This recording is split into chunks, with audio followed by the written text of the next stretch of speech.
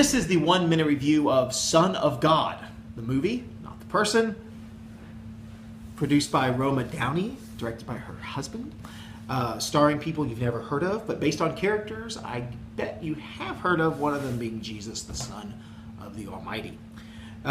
So pre-review is me saying this. It's really hard for me to do a review of a movie about Jesus made by Christians because I feel like these people obviously have their heart in the right place. They're obviously, to me at least, trying to strengthen the faithful. They're trying to reach out to people who are not of faith. I mean, I'm sure they're going to make a buck off this film, but I don't think that's what they need. I don't think it's about the money. I really think this is about them trying to share their faith with other people.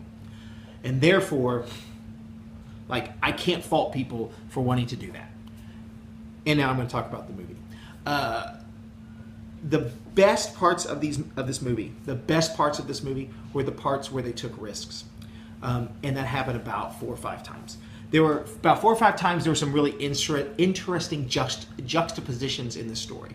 So Jesus praying in the Garden of Gethsemane, and then Caiaphas is praying in the temple, and then Pilate and his wife are praying to their ancestors in their bedroom. I mean, that was really interesting. So there were times like that, mainly juxtapositions that do not obviously happen in the scripture text, like Nicodemus goes to visit Jesus while at the same time Judas is going to visit Caiaphas. I mean, that's really interesting, and I liked it when those things happen. They did not happen very often. This movie is pretty much what you would expect. It's pretty much entirely wooden, especially on the part of the holy people. Roma Downey, for whatever reason, cast herself to play the Virgin Mary. I'm not sure about that choice.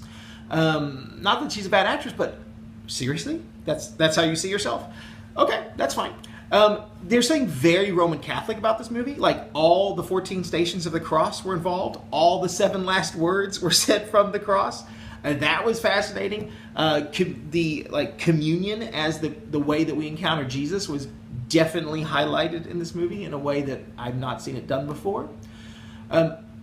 There's so much going on in this film that doesn't work.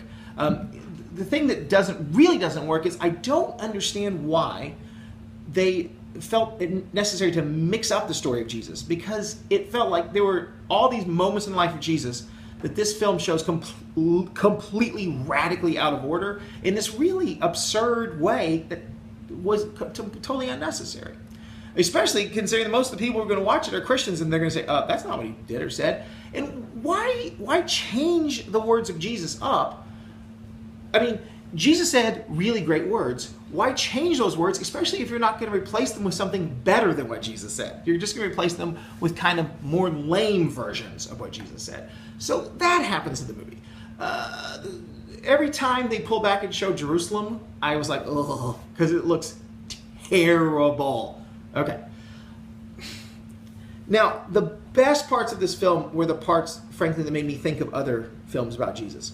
Like, my best moments in the theater was when something would happen and I'd say, oh man, remember the way Mel Gibson did that? Wow. Remember the way Jesus of Nazareth did that? Oh my gosh. Do you remember the way even Scorsese in The Last Temptation of Christ did that? Or Jesus Christ Superstar did that? I was like, wow, man. It's just wooden. It suffers from what all biopics suffer from, which is if you love your subject too much, it becomes wooden, and you can't tell a person's life story in 2 hours and 18 minutes. You just can't do it. So, as a film, it doesn't work. It feels like it was made for television. In fact, there are like commercial breaks in this movie. It feels like it was made for TV. It feels like it was made to be nice about Jesus. They didn't take very many risks. And some people are going to see it and their faith is going to be strengthened, and I think that's great. Okay, so as like a faith-strengthening thing, I'm not saying anything to try to dissuade you from seeing it if this is going to help you in your faith. But if you're looking for a movie that's, enjoyable and, works and everything, this is not really that movie.